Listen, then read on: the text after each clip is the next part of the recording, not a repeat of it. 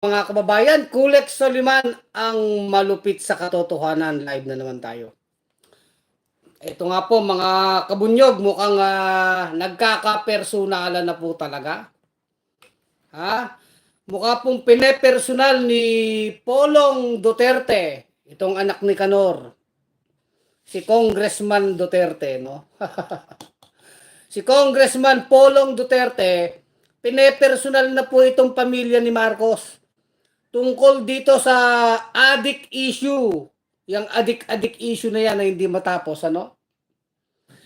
Pinepersonal po ni Polong dahil itong si Polong hindi natin alam kung nangaasar ba to ano ba to, nangaasar, nangahamon, nang uurat. Alam niyo yung nang uurat. Dito sa kanyang hinain po na House Bill, no? Ito po ay isang panukala ni Polong Duterte dito sa mababang kapulungan. Nakalagay dito, no? Rep Paulo Duterte, basahin ko na lang ang balita para walang fake news, ha? Rep Paulo Duterte, Davao City, 1st District, on Monday filed a bill that will require all elected and appointed officials, including the president, to undergo mandatory random drug testing every 6 months. Matindi ka talaga, pulong-long-long. Pulong-long-long-long. Alam nyo, nag-react nga yung mga congressman dito, no? Tayo muna mag-react bago ko sabihin yung mga congressman. Ako, ang tingin ko lang dito, personalan na to. Personalan na po ito. Dahil mukhang ang gustong patamaan ni Polong Duterte dito sa kanyang House Bill na to, na alam naman natin, hindi naman yan papasa sa Kongreso eh. Alam natin yan. Kumbaga, nang iinis lang itong si Polong, nang uurat. Nang uurat-urat. Ngayon, ang gustong patamaan ni Polong dito sa drug testing na ito, itong si Marcos Jr., na totoo naman, meron din talaga itong addict issue.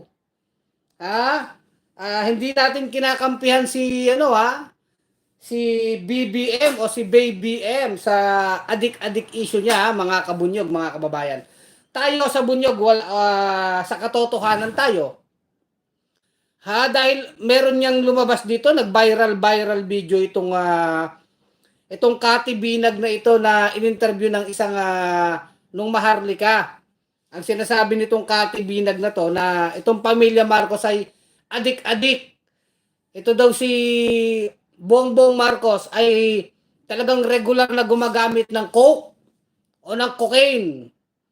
At kasama pa si Lisa Araneta. Si Kati Binag, sinasabi, ito ay tawag dito, ito ay ex, no? Ito ay isang ex ni Tony Boy Florendo.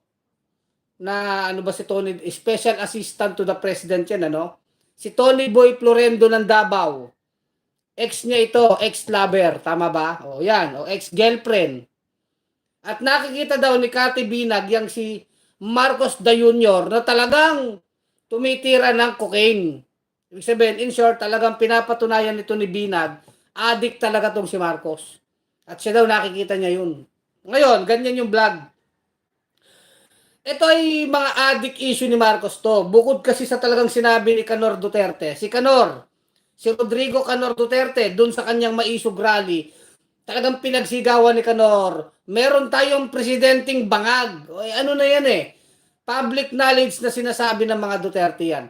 Ngayon, itong si Pulong, mukhang umaariba din, ang uurat din, nag-ain po ng bill sa Kongreso kung saan gusto niya lahat ng opisyal ng gobyerno mag-drug test, including the president. Lahat doon sa batas niya, no? Nakalagay, including the president. Talaga nangaasar, di ba? Magandang pakinggan, pero alam nyo, bago natin sabihin yang ganyan, tayo kasi hindi ibig sabihin na gusto natin ng drug test. Totoo yan. Ano bang ano dyan? Kung kailangan i-drug test lahat ng opisyal ng gobyerno, okay sa akin yun, ha? Personal opinion ko yun. O di malalaman mo ngayon talagang adik. Pabor ako dyan eh. Sige, gusto niyo i-drug test. O, hair follicle test daw, sabi ni Polong. Doon sa kanyang batas. At pagka nag-positive daw, ay magkakaroon ng follow-up test, confirmatory test, yung urine test naman, no? Mga usapang adoks-adoks yan, ha? Eh tayo, di tayo adik eh, no? Tayo asthmatic. Kahit sigarilyo, hindi ako nagsisigarilyo. Ngayon, yan ang bill niya. O, yan ang bill niya. Nakalagay dito, babasahin ko, ha? O, ano bang Republic Act ito, ha? O, ano bang House Bill ito? So, sinasabi ni Polong dito, lahat daw walang exempted. O, tama yaman yun eh. O, House Bill 10744. Amends Republic Act 19165, Comprehensive Dangerous Drug Act of 2002. To specify that all screening tests will be done through hair follicle testing. Hair follicle, wala kang lusot dyan. Alam mo yung pag bumunot ka ng buhok, may parang ano dun eh, ang tawag dun follicle eh. Yung puti sa dulo ng buhok, yung pinakaugat ng buhok. Follicle po yun, dun. Hair follicle test. While confirmatory test will involve urine drug test. O, yan po yung House Bill 10744. Ang problema dito, nagre-react yung mga congressman, nakapanalig ni Baby M, ni Marcos Jr., mukhang pinepersonal eh. Pinepersonal ni Pulonglong si Marcos Jr. No? Ako, personally, sang-ayon ako dyan. Pero sana, tanungin din, kasi ang sinasabi dito, nila Congresswoman na Migs Nograles, itong si Attorney Migs Nograles, babae po ito. Si Attorney Margarita Migs Nograles, na talagang matagal nang kaawayan ng mga Duterte sa Davao, yung mga Nograles na yan. Eh, ang sinasabi, tignan nyo muna kung sino nagsasalita. Tignan muna natin kung sino nagsasalita, kung kanino galing. May kredibilidad ba? Ganyan ang mga point dyan. Tsaka daw yung timing. Eh, ang sinasabi nga ni Migs Nograles, kung ikaw naman ay gagawa ng batas tapos gusto mo lang tirahin yung isang tao, parang personalan, eh, huwag ka lang mag-congressman. Di ba? Kumbaga, kumbaga, ang sense nung sinasabi ni Attorney Migs Nograles, kung ikaw Polong, ang talagang gusto mo lang ay tirahin si Marcos. Tirahin mo si Marcos. Gantihan mo si Marcos. At gagamitin mo tong batas. Hindi yan maganda. Which is my point yon. Kung ang talagang motibo dito ay, sige, makita natin ang mga adik at mga adik-adik na mga opisyal ng gobyerno, ayos yan. Ayos yan. Oh, wala naman masama na mag-drug testing sila eh. Kung hindi naman sila drug addict, ano naman ikatatakot nila? Ganun yun eh, di ba? Kung hindi ka addict, anong ikatatakot mo dyan? Oh, pero kung addict ka, takot ka sa drug testing. So, yun yon. Pero, on the other hand, tignan din natin, kanino ba yung nagsasalita? Kanino ba galing itong mga panukalan na to? Baka may personal motive ito. Doon nagkakaroon ng problema. Tingin ko, si Polong Duterte, ako, in my opinion, si Polong Duterte, talagang gusto niya ng personalin si Marcos Jr. Eh bakit dadaanin mo pa sa mga House Bill, 'di ba? Eh sabihin mo na lang ng diretso, 'di ba? Kung talagang may yagbol si Polong, gayahin niya na lang yung Tatay Kanor niya. O magsalita siya sa maisog. Diretsuhin mo na si Marcos. Sabihin mo Polong, ikaw Marcos Jr., naniniwala ako adik ka. O, 'di ba? Di marami ka pang paligoy-ligoy. Idadaan mo pa sa House Bill. Eh, ang gusto mo lang naman palabasin, adik si Marcos. Di ba? Bottom line yan, mga kabunyog, mga kababayan. Itong mga DDS, ang gusto talaga nilang patunayan, adik si Marcos, yun lang yun. Huwag na tayo nagpapaikot-ikot dito. At kung adik si Marcos, hindi naman natin kakampihan kung adik yan. Unang-una, hindi naman natin binoto si Marcos. Binoto nyo naman yan, mga DDS, di ba? Nung panahong unit team kayo. Ang point na dito, ikaw Polong Duterte, ginagamit mo yung power mo, nagpa-power trip ka, gagamitin mo yung House Bill para mang-uurat ka, aasarin mo yung mga Marcos dito. Siyempre, anong reaksyon nila Duro yun nakalagay dito, including the president. Oh, bakit ganito lang naman yan? Ang yabang mayabang ang dating ni Polong no? Kung sana honest to goodness yung batas, kumbaga maganda ang motibo, talagang maganda intensyon, okay Drug test, sang-ayon tayo dyan. Pero bakit siya? Naalala ko, nung panahon nung hearing sa Senado, I think Senado yung hearing na yon. Hinahamon siya ni Trillanes. Hoy, Polong, hubarin mo yung damit mo. Kasi may tattoo ka diyan ng kung anong tattoo ng yung mga sindikato o tattoo ng mafia. O may tattoo ka diyan. Ayaw niyang hubarin yung likod niya, di ba? Ang dami niyang palusot. Samantalang sabi ni Trillanes yun, pag wala kang tattoo dyan, nung oras na to, magre-resign na ako. Didiretso na ako ng kulungan. Naalala niyo yun? Ang daming palusot ni Polong, ayaw hubarin. Pero tapang-tapang nila na anti-drug sila. Pero nung time na yon, bibilib sana ako kay Polong Hinubad niya yung in public, nandun ang media, mapapahiya talaga si Trillanes nun Mapapahiya si Trillanes, di ba? Naalala niyo yung mga Dutards? Naalala naman ng mga DDS yan na si Polong, ang gagawin niya lang para tumigil na ang madaldal na si Trillanes, sabi nga ng mga DDS, ay sundalong kanin, madaldal, fake news. Simple na lang yun. Yun na yung moment ni Polong. Patutunayan niyang hindi siya parte ng sindikato, ng mafia, na sinasabi ni Trillanes doon. Yung mga tatak-tatak ng tattoo na yan sa likod. Hinahamon si Polong na siya'y maghubad kasi sinasabi ni Trillanes, may tattoo ka sa likod ng mafia. Parte ka ng sindikato, Polong. On that time, on that moment, nung oras na yon, kung hinubad lang ni Polong, nandun lahat ng media, Senate hearing yon, live yon, hinubad ni Polong yung kanyang damit, pinakita ang kanyang likod, at walang tato. On the spot, pahiya si Trillanes. Pahiyang pahiya. Pero, sa ganon, kung ako kasi hinamon ng ganon kung wala talaga akong tattoo sa likod, hubarin ko yan, di pahiya ka. Wala, si Polong, madaming ganon, madaming palusot. Sigurado tayo, kaya nagpapalusot at di pinakita ang tato, kasi may tato. Ang dami-dami pang mga katarantaduhan di ba? May tato at parte talaga ng sindikato. Kasi kung wala yon, di pahiya si Trillanes on the spot. Di ba? Ganun lang naman kasimple Ngayon, ganito na yung bill na naman niya, adik si Marcos. Kung adik si Marcos, adik, sino bang bumoto dyan? Binoto nyo yan mga DDS nung panahong magkakampi ang Duterte at Marcos. Kayo nagboboto dyan. Hindi naman yung binoto ng mga kakampings o ng mga tinatawag yung pinklawan o kami sa bunyog. Hindi namin binoto yung Sara Marcos na yan. At kung matagal nang alam ng mga Duterte na adik itong si Marcos, bakit ngayon nyo lang yan kinakalat? Bakit ngayon lang? Ibig sabihin, pinaglululoko nyo mga sarili nyo. O kung ang mga Duterte, kung matagal na nilang alam na adik si Marcos, bakit nyo pinabayaang tumakbong presidente? Kung galit kayo sa adik. Di ba? Babalik lagi sa inyo. Hindi ko kinakampihan si Marcos dahil noon pa, madami ng balitang adik yan. Sabi ni na Nikki Coseteng.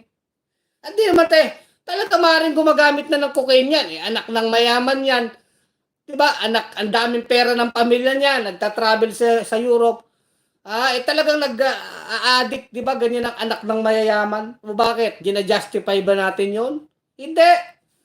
Pero sinasabi natin, kailan nyo ba nalaman mga Duterte na addict si Marcos? Kasi magdiretsahin na kasi. Diba bakit Bakit walang yagbol si Polong na diretsuhin sabihin kay Marcos, ikaw Marcos, adik ka. Ganun na rin sana si Sara, diretsuhin nyo na. Nang diretsuhin na rin kayo, di ba? Yun ang problema sa mga yan May mga pakati-kati, binag pa kayong nalalaman. Ikaw Polong, ikaw Sara, diretsuhin nyo. Marcos Jr., adik ka. I-declare nyo yung gera nyo. Para si Marcos, tinopak na, pusasa na si Duterte ng ICC.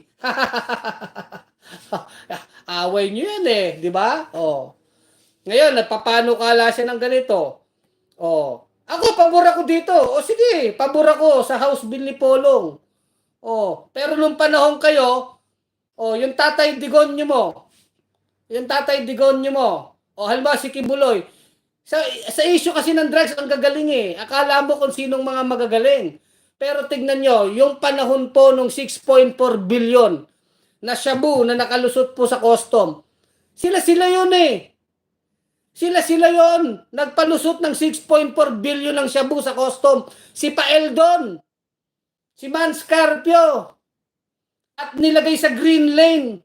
Saka nakakita na bilyong-bilyong halaga ng shabu sa custom papadaanin, sa legal entry, sa mga legal point. Ang lakas ng loob ng mga sindikato. Ang lakas ng loob ng mga sindikato. O, di ba? Naalala niyo yung hearing ni Gordon? O, tapos ngayon, drugs na naman. Ang mga batas mo na naman. Galit na naman kayo sa druga. In the first place, kaya nga ako, yung tatay mo, si Michael Yang, yung sindikato, yung sila Michael Yang, at yung mga tropang sindikatong inchik, sangkot sa droga, sangkot sa pugo, lahat naman natetrace kay Duterte. Tapos ang kapal ng mukha mo, mapapile ka ng bill na ganyan, drug testing. Oh, ay hindi lang drug testing ang kailangan natin eh. O ako sang-ayon naman ako personally. Lahat ng opisyal ng gobyerno magpa-drug testing. Pero manggagaling kila Duterte na sila galit sa droga? Ganun ba pinalalabas ni Polong? Kayo ang mga sangkot sa droga. O, sa maraming pagkakataon, Michael Yang, yung naalala niyo yung sindikato sa Pogo, konektado din sa sindikato ng droga. O, Duterte. O, ngayon sasabihin dito, ano daw, kailangan ng drug testing kahit presidente. O, tsaka sana hindi lang drugs eh, pati pagnanakaw sa pera ng bayan. Mas nakakapinsala yung korupsyon eh. Di ba? Yung pagnanakaw sa pera ng bayan. O, di ba mga kabunyog, mga kababayan? So, ano eh. Sa totoo lang po, mga kabunyog, pag galing kay Polong Duterte ang batas na naman tungkol sa droga na naman. Samantalang sila akusado sa droga, 6.4 billion. Hindi po milyon ha. 6.4 billion halaga ng shabu. Pinadaan nila sa Bureau of Customs. Sino ang nag-appoint? Kay Paeldon, si Duterte. Oh, pinadaan sa Green Lane. Bakit pinadaan sa Green Lane ang 6.4 billion shabu? Bakit si Michael Yang ay panay-panay sa Malacanang? At yung mga kasabot ni Michael Yang ng mga sindikatong involved sa droga, nandyan sa Malacanang, ka-meeting ni Duterte. Tapos ganyan, drug test na naman kayong mga pistingya. Tay, nako, agoy, di ba? Pag sure oy, sabi nga pag sure oy, nako, pulong.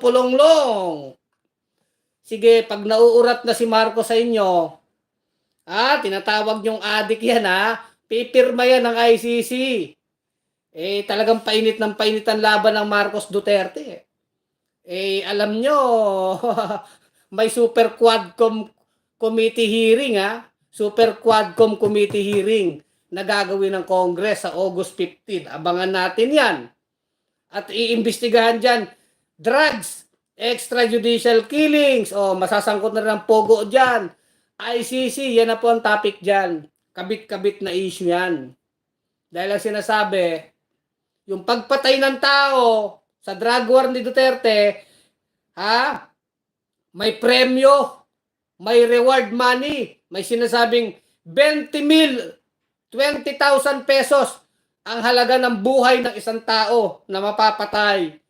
Saan galing naman ang pera? Katas ng Pogo, napakasama na nangyayari. Ang isang katas ng kasamaan galing sa Pogo ay gagamitin pa sa isang kasamaan pagpatay ng tao. Related sa Pogo, drug war, habang pinatay yung mga pobre, yung mahirap nating kababayan, nasa na si Peter Lim Pulonglong. Yung sinasabi ni Canor Duterte, si Peter Lim, sinabi ng PIDEA, sinabi ng PNP, sinabi ng kanilang intelligence. Yan, drug lord yung Peter Lim na yan. Anong sabi ni Duterte? Pagtungtong yan sa airport, tapos na yan, yari na yan, ganyan na yan. Oh. Pagtungtong sa airport, sinundo, nakipag-meeting kay Canor, nagkapi-kapi sila ni Canor Duterte, ni Peter Lim. At pagkatapos ng meeting, naglahong parang bula ang drug lord na si Peter Lim. Oh. Saan kayo nakakita? Public knowledge yan. Si Peter Lim, nakipag-meeting kay Duterte. Saan ka nakakita? Publicly, sinasabi ng PNP at PIDEA, drug lord si Peter Lim. Bakit nakikipag-meeting sa presidente? Saan kayo nakakita ng ganyan? Drug lord, nakikipagkape sa presidente. Pagkatapos nun, si Peter Lim ay naglahong parang bula. Oh. Yan ang Duterte na I hate drugs. I hate drugs. Ha? I hate drugs kayo dyan, ha? Oh. Oh, naalala nyo rin yung pinakawalan ni Duterte nung New Year. Pinirmahan niya ang release order ng mga Chinese drug lord. Oh. Chinese New Year, ano po yun? New Year yun. Pinirmahan ni Duterte ang release ng mga Chinese drug lord kaya nakawala. Oh, di ba? Tapos ngayon, ganito ang bill ni Pulonglong Duterte. Hindi mo nga pinapakita ang likod mo, Pulonglong. Ang kapal lang mukha mo. Oh, ang kapal lang mukha mo. Nasaan na ba yung likod mo? Hindi mo pinapakita eh. Ha? Kaya pag naaning-aning lalo si Marcos sa inyo, pipirma na ni Marcos yung ICC. Papapasukin na dyan. Oh, di ba? Papapasukin na. At papasok na rin po itong Quadcom. Naku, matindi ang Quadcom na yan. Ano po yan? Super committee po yan. Binubuo ng 4 na committee. Kaya Quad. Quad means 4. Committee, Quadcom. O, Committee on Dangerous Drugs. Committee on Public Order and Security. O, 4 na committee yan. Sila Acop, si Barber, si Dan Fernandez, sila Busita, sila Congressman Abante. Yan. Yung grupo na yan ng mga congressman, matatapang. Yan po ang didikdik sa mga PNP generals. Ipatatawag yung mga PNP generals, mga general na sinasabing may mga kakanta na tungkol sa drug war ni Rodrigo Canor Duterte. Kasama po dyan, sigurado tayo, si General Karamat, si Romeo Karamat, dating hepe ng CIDG. Oh, na nasasangkot din sa pogo-pogo na yan. Oh, sana atin si Pulong Duterte diyan. Oh, kasi congressman din si Pulong eh. Oh, ipapatawag yung tatay Canor niya. Oh, harap-harapan na yan. Oh, yan ang magandang pag-usapan. Ngayon, yung bill ni Pulong, sa ngayon din naman tayo dito. Oh, gusto mo ng drug test? O di drug test nyo si Marcos. Drug test nyo lahat. Oh. Wala mang problema dyan eh. Ang problema, baka pagdating ng oras sa mga drug test na yan, yung maliliit na naman ang tatamaan. Yung mga big time, ano na naman, makakalusot. Yan ang problema eh. Madaling magyabang sa mga batas. Pero ang batas, binubutas ng mga hudas. Madaling magpanukala. Drug test. O di gusto mo talaga ng maipasang batas mo. Dapat sabihin na isang congressman, o sige, Polong, pag-usapan natin yung drug test bill mo. Gusto mo, i-drug test lahat every 6 months. Okay, pakita mo muna likod mo tsaka tattoo mo. Madami kang sinasabi, di ba? Ha? Harapin nyo muna yung kaso nyo. Yung 6.4 billion shabu na pinalusot nyo sa custom. Di ba? Sinong involved doon? Si Pulong. Si Man Scarpio, yung asawa ni Sara Duterte. At si Paeldon. O, wag natin kakalimutan yan. O, di ba mga kabunyog, mga kababayan? O, Super Mamshe. Kayo po, hi Super Mamshe mix video. Kaya nga po, dapat bilis-bilisan na ni PBBM. Dapat talaga, itong si BBM ay bilis-bilisan muna, sir. Mr. Bilis-bilisan mo na, Mr. President. ang pagpapasok sa ICC. Sa bagay tingin ko, ito namang bill ni Polong Duterte, ano naman to eh. Pang-aasar niya lang ito kay Marcos Jr. Kaya tingin ko lalo nang gigigil si Lisa Aranete eh. Lalo po dun sa nag-viral din yung video na yun eh, itong Kati Binag na to. Pati daw si Lisa, addict daw eh. Addict nga ba kayo? Di ba? Wala naman tayong kinakampihan eh. Oh, addict pala, bakit nyo binoto? Yan ang tanong ko eh. Di ba mga Duterte, addict pala si Marcos, addict pala si Lisa. Eh bakit nyo ibinoto? Ba't pinagtambal nyo si Marcos Jr. at si Inday, alam nyo palang addict? Eh kayo ang addict, di ba? Niloko nyo yung tao, niloko nyo yung mga supporter nyo. Niloko kayo mga Dutards, kasi kayo bumoto eh. Including po ang mga Marcos loyalists. Niloko kayo. Alam pala ni Duterte addict si Bongbong eh. Oh, from the start alam niyang addict eh. Eh bakit nagtambal? Ikaw din Sara Duterte, alam mo palang addict si Marcos eh. 'Di ba sabi ni si Sara bumabanat na rin kay Marcos? Yun daw dapat na opisyal ng gobyerno. Hindi daw dapat nakapokus sa tatlong C. Yung cash, cocaine, saka ano pa isang C, di ba? Cash, cocaine, o di ba? Matindi po ang ginawa ni Sara na yon, di ba? Nagwawala si Sara. O. O ngayon, ano ibig mo sabihin cocaine, Sara? Si Marcos Jr. ba yon? Bakit hindi nyo diretsuhin? Bakit hindi nyo diretsuhin si Marcos? Na ikaw, Marcos, adik ka. Buti pa si Canor Duterte. Oh, si Canor Duterte, yung tatay nyo, diniretso na eh. Oh, kaya lang, didiretsuhin din siya ni Marcos ngayon. Oh, sabi ni Canor, may presidente tayong bangag, sabi ni Canor, oh. Tapos nung ilang linggo lang, nung nahimasmasan si Canor, sabi ni Canor sa isang interview, wala naman akong sinabing adik si Marcos. O, tignan mo tong Canor na to. Loko-loko talaga na sinungaling, ano? Hindi binawi ni Canor yun. Samantalang ang yabang-yabang ni Canor doon sa Maisog Rally sa Davao, may presidente tayong bangag, PI. O, gano'n, gigil na gigil si Canor Duterte, di ba? Si Rodrigo. O, nandun pa nga si Amy Marcos eh, magkatabi si Amy Marcos noon tsaka si Sara Duterte eh. Ngiting aso si Amy kasi kapatid niya pa rin yun eh, kahit papano eh.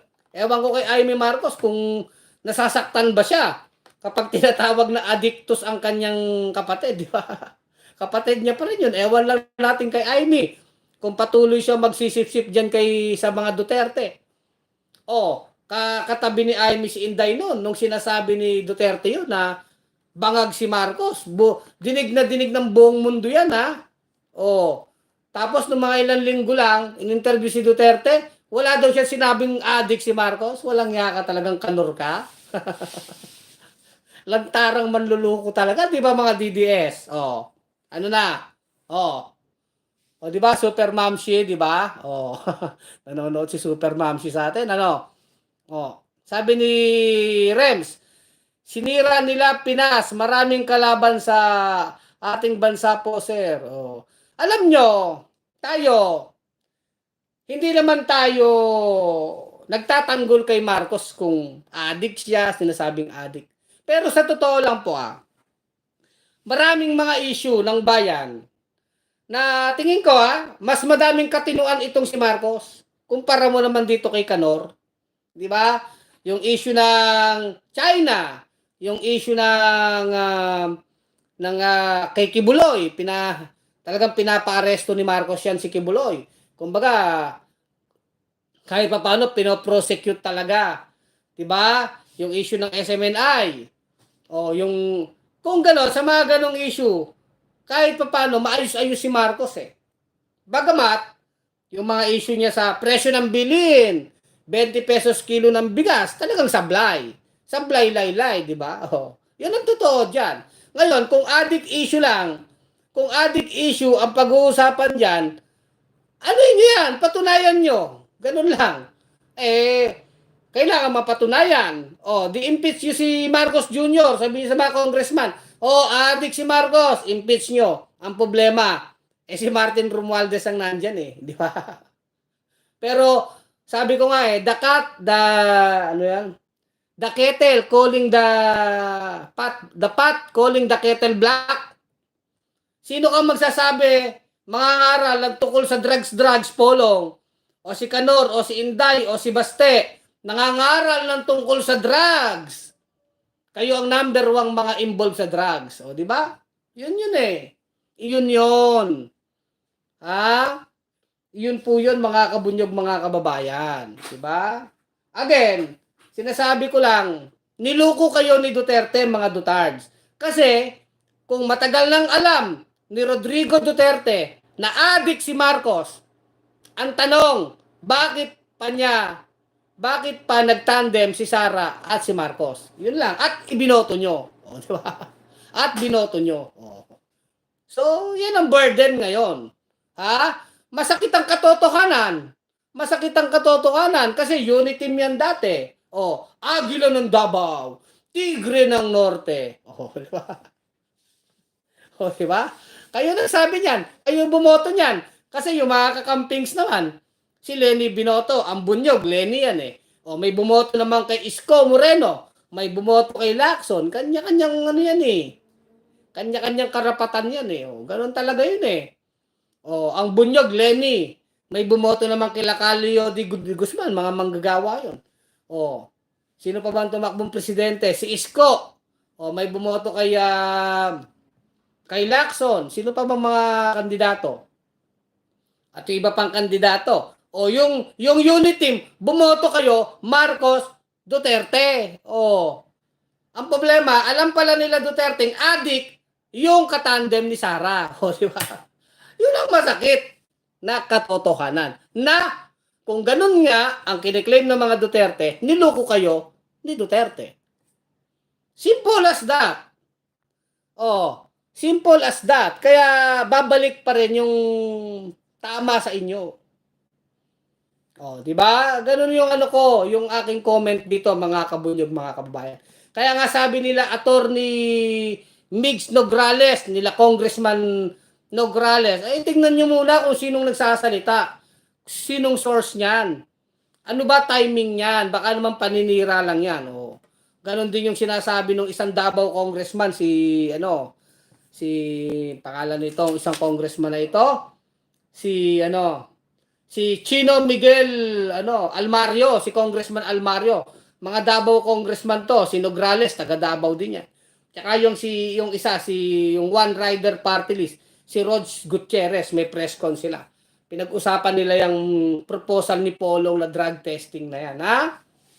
O, di ba? Anong masasabi niyo, mga kabunyog, mga kababayan? O, Jerry Villaroman, tignan ko nga po sa dito ko na lang titignan sa laptop ang comment section kasi hindi ko mabasa sa cellphone eh.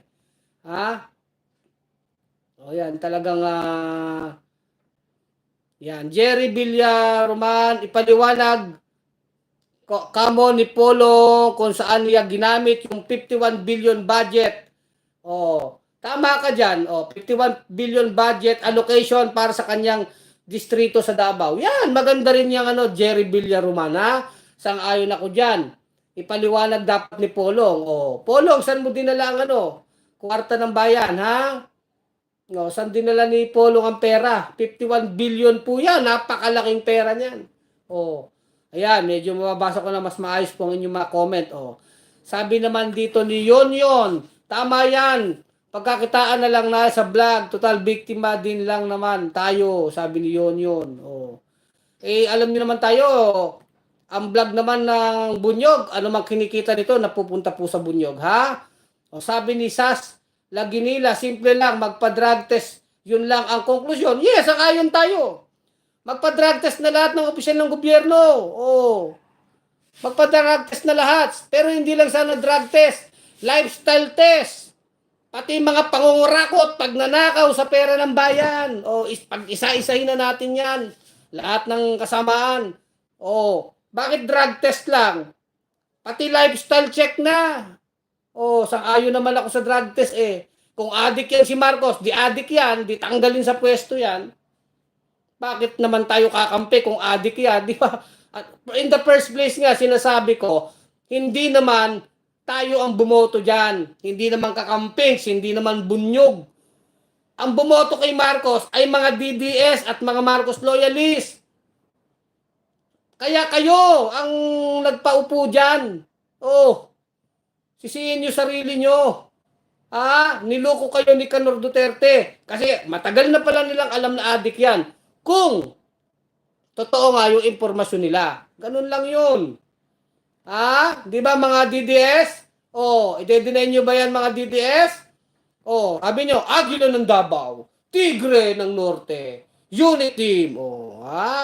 Sabi nila, hindi ika matitibag ang samahang Marcos Duterte forever. Ano ngayon? Ano ngayon? Barado yung mga DDS natin, ano? Pahiyang-pahiya eh. Di ba binoto nyo yan? Tapos sinasabi nyo, adik. Kayo nagsasabing adik si Marcos, ha? Bakit pati siya? Baka pati siya, binoto niya. Ano yun? Edward de Guzman. Innocent cat. TM ako, di ko binoto si Marcos, pero susuportahan ko ang laban ni President Marcos. Hindi daw niya binoto. Okay lang. Kung sa tingin niyang matino ang ginagawa, suportahan. Pagpalpak, banatan natin. Applicable sa lahat ng politiko. Ganyan naman ang bunyog, si Kulex. Kung matino ang ginagawa ni Marcos, suportahan. Matino yun eh. Kung tama ang ginagawa. Kagaya ng China issue. Okay yun, labanan ng China. Yung mga pogo na yan, iba na yan. Yang si Kibuloy, dapat arestuhin na yan kasi manloloko, rapist yan. Tama yun. Pero pag mali ang ginagawa, boljakin natin. Hindi naman tayo nakatingin lang sa politiko. Sa tama't mali. Si Duterte, sabi ng mga Dutards, ikaw Kulex, ikaw Bunyog, si Attorney Enzo Recto, si Attorney Ricky Tumutorgo, araw-araw binabanatan niyo si Duterte. Bakit araw-araw? Halos araw-araw katarantaduhan ang ginagawa eh. Kung gumagawa ng katinuan, bakit natin babatikusin? Kaya naman natin binabati ko sa mga Duterte, ang daming katarantaduhan ang ginawa. Pero yung mga matinong ginawa, bakit mo naman babatikusin? Ganun lang yung kasimple. Di ba? Mga kabunyog, mga kababayan, di ba? Sabi ni Raul Bautista, ay may president ba tayo ngayon? Marami rin kasing kapalpakan si Marcos. Totoo naman din yon, yung presyo ng bilihin. Sasabihin na naman ng mga DDS dito, 5,500 flood control project. Tama din yan. Imbestigahan din yan. Ninakaw din yan eh. Bilyon-bilyon din yan. Galit din tayo dun. Ninakaw yan. Yung 5,500 flood control project na yan sa administrasyon ni Marcos. Kaya nagkaletsi-letsi tayo sa baha.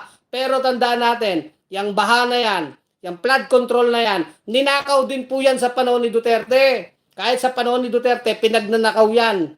Kahit sa panahon ni Pinoy, may mga opisyal ng gobyerno dyan sa DPWH, pinagnanakaw din yan.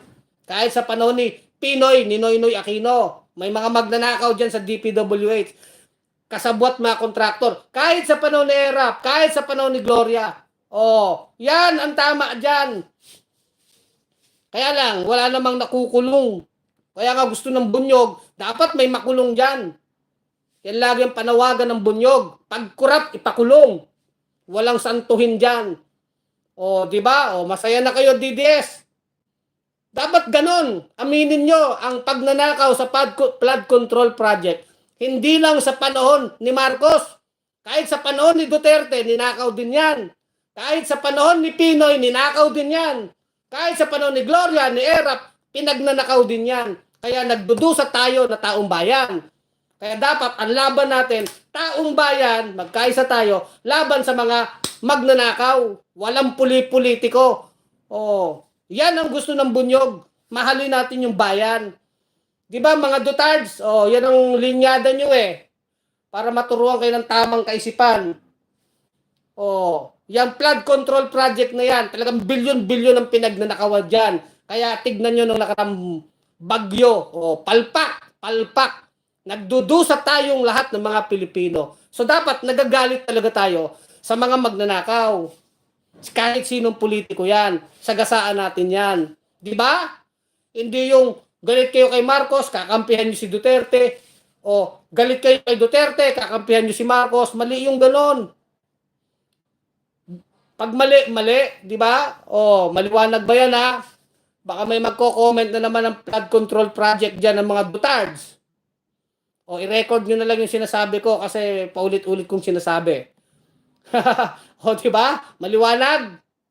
Kaya tayo malupit sa katotohanan. O, walang Aquino, walang Duterte, walang Robredo, walang Aquino, walang Duterte, walang Marcos sa atin. Basta mali, mali. Yan ang sinasabi ng bunyog. Huwag kayong nagpapakapanatiko sa mga politiko na yan. Wala tayong mapapala dyan. Mahalin natin ang bayan. Kaya kayo, pag naging kabunyog kayo, maliwanag sa atin, mahal natin ang inang bayan, ang ating kapwa Pilipino. Di ba? Maliwanag. Maliwanag na maliwanag. Sino ba nagnanakaw, di ba? Ranta corrupt now. Totoo yan, Miss Good Good shot ka ba 'yon? Tama yan. Talagang ang mga nagnanakaw, mga politiko, mga nasa gobyerno Yan ang araw-araw kaya nagbablog tayo. Ray Bilanghel, watching. Salamat, kabunyog Ray Bilanghel ha. Tulungan mo mag-organize diyan sa bandang Nabotas Malabon, Ray Bilanghel ha. Tama, sabi ni Yon. Salamat Yon. Super Mamshi. Si Basti nga, may video na high with Ella Adarna. Na-edit yun. No edit yun. Oo, napanood ko din yun. High na high si Basting ganon, di ba? Viral sa TikTok yun ako, sa totoo lang tignan mo palang itsura ni Basti. Baka nag-addict din yan Huwag kayo, magpakatotoo nga tayo. Itsura ni Polong tsaka ni Basti, baka nag-addict din yung mga yan di ba? Hindi ba nag-addict yan nung mga binata sila o mga panong bata sila? Baka siguro ngayon, hindi na nag-addict kasi delikado. Pero nung araw, nag-addict din yan Itsura naman, Diyos ko naman. Huwag tayong nagtatanga-tangahan. Di ba mga Dutards? Tignan nyo din. Magpakatotoo kayo. Di ba? Sa totoo lang, napanood ko nga rin yun, Super Mamshi di ba? Napanood ko yun. Yung langong-lango si Baste, di ba? Yung kasama si yung isang artista, di ba? Legit ang video, authentic, sabi ni Matchaw. Cynthia de la Peña, bakit ayaw nyong magpa-test si Bangag? Gusto ko nga rin, anong ayaw? Hindi ko, huwag natin pigilan, pa-test nyo si Marcos, kung addict, sipain natin. Kaya kayo din, huwag kayong tatanga-tanga, kasi binoto nyo yan. Kung magpa-test yan at addict yan, hindi ako tumututol sa mga drug test na yan. Gusto ko yun. Pero bago yan, pakita mo muna Polong ang likod mo. Mayabang ka ano-ano dyan ng mga drug test na mga ilalagay mo pa sa batas. Yung tattoo nga ni Polong Duterte doon hindi niya pinapakita kay Trillanes, di ba? Hinamon siya sa public hearing. Ang daming palusot ni Polong. Ang ako sinasabi ko lang, kung pag-uusapan natin ng droga, mas matindi ang kasalanan ng mga Duterte, ikumpara mo naman kay Marcos. Sabi mong nag-user, nag-addict. Hindi kung addict. Pero si Duterte, mas matindi ang kinalaman nila sa droga. 6.4 billion shabu. Pinalusot sa custom. Yung relasyon ni Duterte kila Michael Yang, economic advisor niya, yung mga pogo na yan. Kaya kung droga pag-uusapan, binabanatan nyo si Marcos na hindi ko naman pinagtatanggol. Sabi nyo, addict user, granting. User addict. Okay. Pero si Duterte, tignan nyo rin mga Dutards. Kung pag-uusapan droga, matindi ang kasalanan ng Tatay Digonyo nyo. Yan ang problema sa inyo. 6.4 billion shabu pinadaan sa custom. Factual yan. Sinong may-ari nun? Ba't pinadaan doon ni Paeldon? Yun. Si Peter Lim, nasa na? Yung tattoo ni Polong. Dami-daming sangkot. Sila Michael Yang, bakit lagi sa Malacanang? Economic advisor ni Duterte, sangkot sa Pogo, sangkot sa droga, sangkot sa Parmali. Si Michael Yang. advisor yan ni Digonyo. Ako, fair ako. Kung sa totoo lang tayo, mga kababayan. Diba? Sa totoo lang tayo. Tama ka, sir. Sabi ni Wilfredo Punsalan. Inaano ko lang to. Itong mga Dutards Kung binabatikos nyo, nakikita nyo yung pag-a-addict ni Marcos, o di adik kong adik, kung nakikita nyo masama ang pag-a-addict ni Marcos, bakit hindi nyo makita ang kasamaan ni Duterte, ni Michael Yang, yung 6.4 billion shabu, bakit hindi nyo makita? Mas matinding kasalanan yun. At least si Marcos kung nag-addict, baka hindi naman nag-pusher, di ba? Di nag-addict sa sarili niya, sinira niyang sarili niya, nag-addict siya ng cocaine. Iba naman yung nag-pusher ka, kasabwat mo sila Michael Yang, nagpapalusot ka ng bilyong-bilyong shabu sa custom, mas malalang kasalanan yun di ba? Di ba? Yung pumatay ka ng tao, pinagpapatay mo yung mga mahirap na addict, o yung iba hindi naman addict, pinagpapatay, EJK, mas mabigat na kasalanan yun. Hindi ko pinagtatanggol si Marcos, ha? Hindi ko pinagtatanggol. Kung addict si Marcos, di addict. Hindi ko sinasabing tama yun. Mali yun. Pero sa level naman, user na nag-a-addict ng cocaine, kumpara mo kay Duterte, na involved sa mga shabu-shabu, sa custom, paulit-ulit ako, kay Michael Yang, sa Pogo, sa pagpatay ng tao, sige nga, kay Kibuloy, sige nga, anong klase utak ng mga Dutards? Nakikita nyo si Marcos, hindi nyo nakikita si Duterte. Di ba? Mga engots. Kaya tama, makinig kayo dito sa Kulex Vlog, ang malupit sa katotohanan. Talagang wawaswasan ko yung mga natutulog yung utak. Hanggang iuntog nyo sa ulo nyo yung ulo nyo, untog nyo sa pader. Mga tanga. Diba? Mapa-plug down na naman ako ng YouTube nito. Diba? Wala akong kinakampihan, ha? Sa totoo lang tayo, Mapa Marcos, Mapa Duterte, walang kinakampihan ng bunyog. Doon tayo sa tama. Ano ang kabutihan ng bayan? Di ba?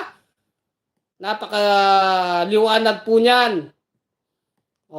Sabi ni di ba? Sabi ni, dami nag-comment sa atin dito. Basahin ko ibang comment nyo, ha?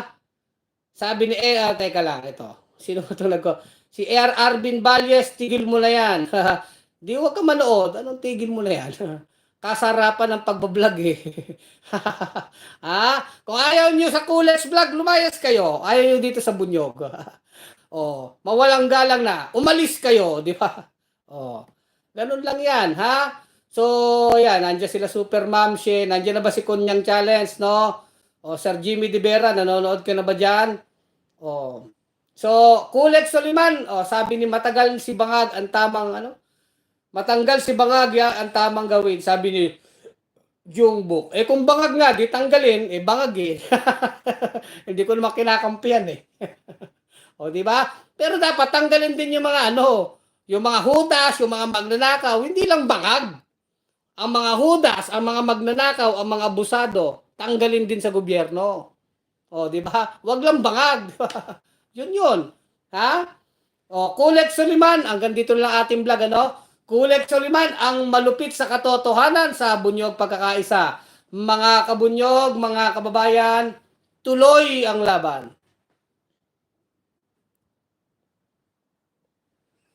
Bunyog, halikan na kasama ka.